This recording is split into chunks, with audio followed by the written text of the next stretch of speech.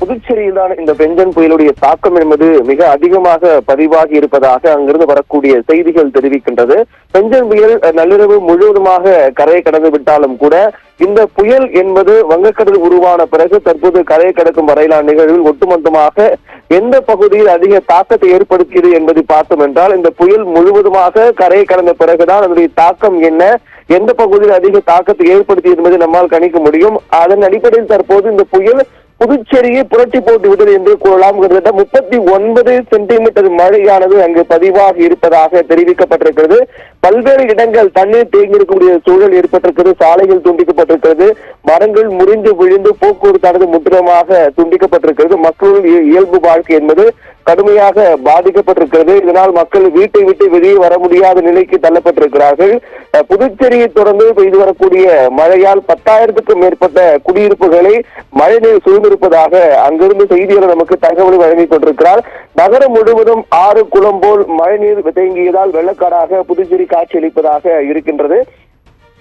குறிப்பாக புதுச்சேரியில் 18க்கும் மேற்பட்ட இடங்களில் மரங்களும் 10க்கும் மேற்பட்ட இடங்களில் மின் மாற்றிகளும் பற்றி இருந்திருப்பதாகவும் அதனால் அங்கு ஒரு அசாதாரண சூழல் காணப்படுவதாக தெரிவிக்கப்பட்டிருக்கிறது. வங்கக்கடலில் உருவான இந்த காற்றழுத்த தாழ்வு மண்டலம் அதற்கு பிறகு புயலாக வலுப்பெற்று பெஞ்சன் புயலாக மாறி அது கரையை கடந்திருந்தாலும் கூட முதலில் பெரிய அளவிலான பாதிப்பு எங்கும் ஏற்படுத்தப்படவில்லை. குறிப்பாக இது மரக்காணம் அருகே கரையை கடந்தது.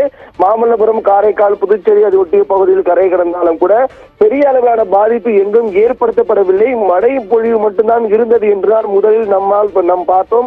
ஆனால் அதற்கு பிறகு இது முழுவதுமாக கரை கடந்த பிறகுதான் ஒட்டுமொத்தமாக பெஞ்சன் புயலுடைய தாக்கம் என்பது புதுச்சேரியில் தான் அதிகமாக பதிவாகி இருக்கிறது. அதே போன்று இந்த கடந்த சில தினங்களாகவே புதுச்சேரியில் என்பது மிதமான மழை பெய்து வந்த நிலையில் நேற்று முன்தினம் இரவு முதல் புதுச்சேரியில் மழை அதிகமாக பெய்ய தொடங்கியது. அந்த புயல் கரை கடக்க நிகழ்வின் போது கூட, அதாவது அந்த புயலுடைய முன்பகுதி கரை கடக்கும் போது காற்று மழை என்பது இருந்தது. அதற்கு பிறகு மையப்பகுதி கரையை கடக்கும் போது சற்று அமைதியாக இருந்தது. அதற்கு பிறகு அங்கிருந்து நம்முடைய செய்தியாளர் ஜெயக்குமார் அந்த பின்பகுதி புயலுடைய பின்பகுதி கரை கடக்கும் போது தொடர் நீரலையாக அங்கு நடக்கக்கூடிய நிலவரங்களை வழங்கி கொண்டார். அப்போது அந்த புயலுடைய பின்பகுதி கரை கடக்கும் போது பலத்த சூறாவளி காற்று மழை என இரண்டும் சரிசமமாக அங்கு கடுமையான பலத்த காற்று மற்றும் மழை என்பது பதிவானது. கிட்டத்தட்ட 1 மணி நேரத்துக்கு மேலாக இடைவிடாமல் மழை என்பது கொட்டி தீர்ந்ததாக செய்தியாளர் ஜெயக்குமார் தெரிவித்திருந்தார். அதனால் தொடர்ச்சியாக தான் தற்போது புதுச்சேரியில் பல்வேறு இடங்களில் தண்ணீர் தேங்கி குளம் போல் காட்சியளிக்கின்றது. இதன் காரணமாக வீட்டை விட்டு வெளியே வர முடியாத நிலைக்கு பொதுமக்கள் தள்ளப்பட்டிருக்கிறார்கள். மேலும் அங்கு தொடர்ந்து மழை பெய்து வருவதாக கூட தெரிவிக்கப்பட்டிருக்கிறது. புதுச்சேரியுடைய முதலமைச்சர் ரங்கசாமி மற்றும் மாவட்ட ஆட்சியர் அனைவரும் ஏற்கனவே அந்த நிவாரண பணிகள் மேற்கொள்ளப்பட வேண்டும் என்று முடுக்கிவிட்டு பணிகள் எல்லாம் மேற்கொள்ளப்பட்டு வந்தாலும் கூட அங்கு இருக்கக்கூடிய நிலைமை சீராக இன்னும் சில நாட்கள் ஆகலாம் என்று எதிர்பார்க்கப்படுகிறது. இதனால் சுற்றுலா பயணிகள் மற்றும் பொதுமக்கள் கடற்கரைக்கு செல்ல தடை விதிக்கப்பட்டிருக்கிறார்கள். அங்கு இயல்பு நிலை திரும்பும் வரை மக்கள் யாரும் புதுச்சேரிக்கு வர வேண்டாம் என்றும் தெரிவிக்கப்பட்டிருக்கிறது. அதே போன்று திரையரங்குகள், கேளிக்கை பூங்காக்கள் உள்ளிட்ட அனைத்து இடங்களும் மக்கள் அதிகம் கூடிய இடங்கள் அனைத்துக்கும் தடை விதிக்கப்பட்டிருக்கிறது.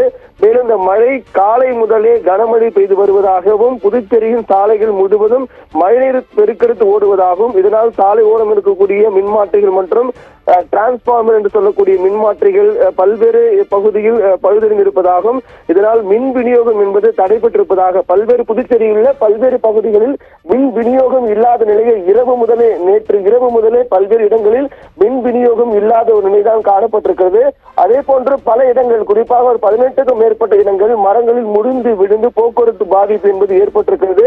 அதைத் தொடர்ந்து மீட்பு பணிகளும் மேற்கொள்ள வேண்டும் என்று தெரிவிக்கப்பட்டு மீட்பு பணிகள் மேற்கொள்ளலாம் என்று எதிர்பார்க்கப்படுகிறது.